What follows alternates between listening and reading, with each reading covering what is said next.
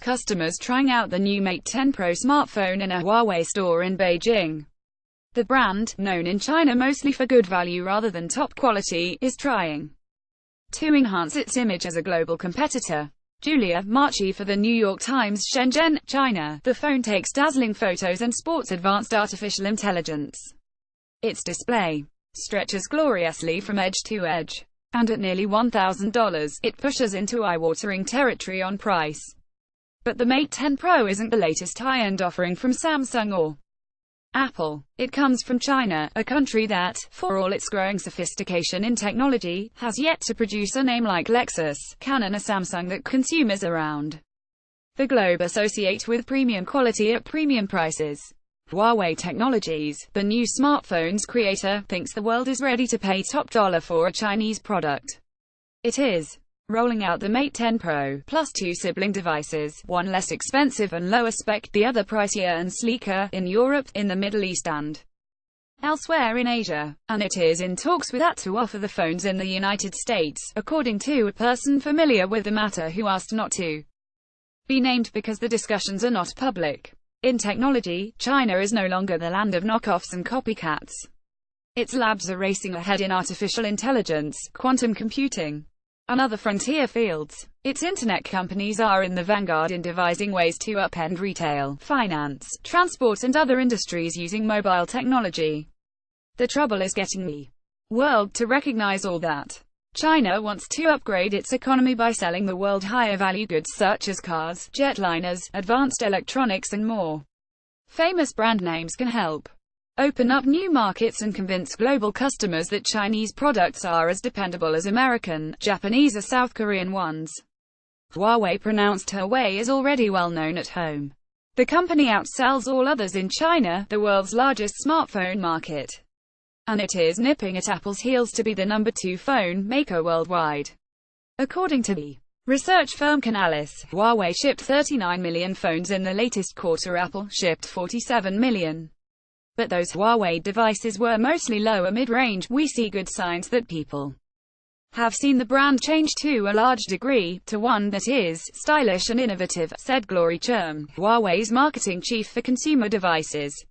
I think that's a very good sign for us. Still, Ms. Cherm said, Huawei would rather spend on developing smarter features and better technology than on marketing, even as she acknowledged the importance of building an emotional bond with users.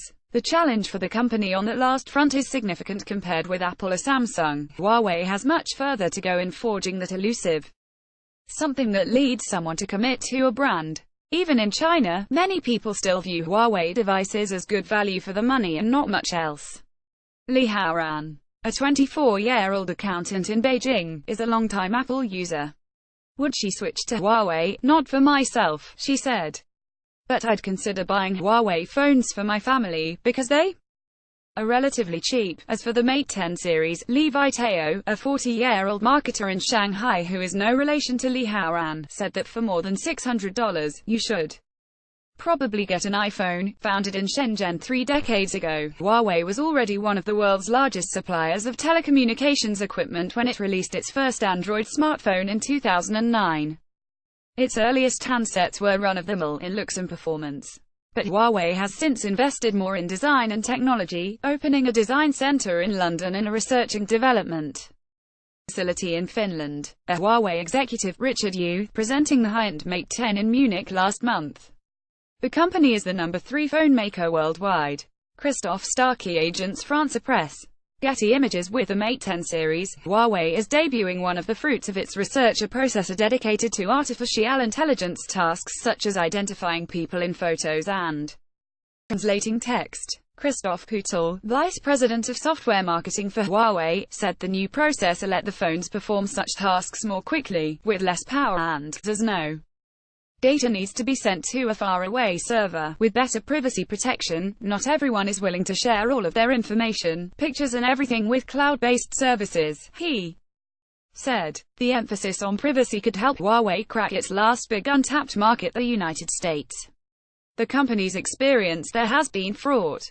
Its network equipment business has effectively been banned in the United States since a congressional report said in 2012 that Huawei gear could be used by Beijing to spy on Americans. The company's founder, Ren Zhengfei, was once an engineer in China's military. Huawei has said its products pose no threat to security. The company has also been in hot water in the United States over patent infringement and for failing to inform the authorities before acquiring American companies. The New York Times reported this year that United States officials were widening an investigation into whether the company broke trade controls on Cuba, Iran, Sudan and Syria. Huawei's international presence and diverse workforce make it more of a global company than a Chinese one, Ms. Chen said. Whether Huawei is a global name, and an appealing one, is another matter. The brand still lacks personality. Thomas Husson, an analyst at Forrester, said in an email. The focus is still too much on technical specifications and functionalities. Figuring out how to strike a chord with ordinary consumers was never going to be easy for Huawei, which has spent most of its existence selling back-end equipment to mobile carriers. It has enlisted Scarlett Johansson to star in ads, and teamed up with Porsche and Leica on design. Yet, Huawei still has very much of an engineering culture, Mr. Kootel said. In conversation, employees rarely fail to mention how much the company spends on research and development. More than 10% of revenue are the number of its workers involved in research, nearly half. The company's attitude, Mr. Kootel said, had long been that its products spoke for themselves, that there was no need to hard sell anyone on their superiority. But I think this is changing. Huawei has been touring the world introducing uses to its devices, clever but low-key features. To take a screenshot, for instance, you knock twice on the screen with your knuckle. Drawing an S with your knuckle takes a screenshot of the entire length of a website or app. The better to share paywalled newspaper articles like this one. Under the hood, advancements may not drive sales unless Huawei brings them to the less expensive mid-tier phones that will almost surely remain its biggest sellers, said Francisco Geronimo, an analyst at the research firm IDC. Mr. Geronimo said he had laughed when he heard Huawei executives talk, years ago, about becoming a top 3 phone maker. Today, he said, I wouldn't be surprised if they become number 1. Follow Raymond Zhong on Twitter at Zhong. Owen Guo contributed. Research from Beijing. A version of this article appears in print on November 20, 2017, on page B1 of the New York edition with the headline $1,000 phone from Huawei stalks Apple.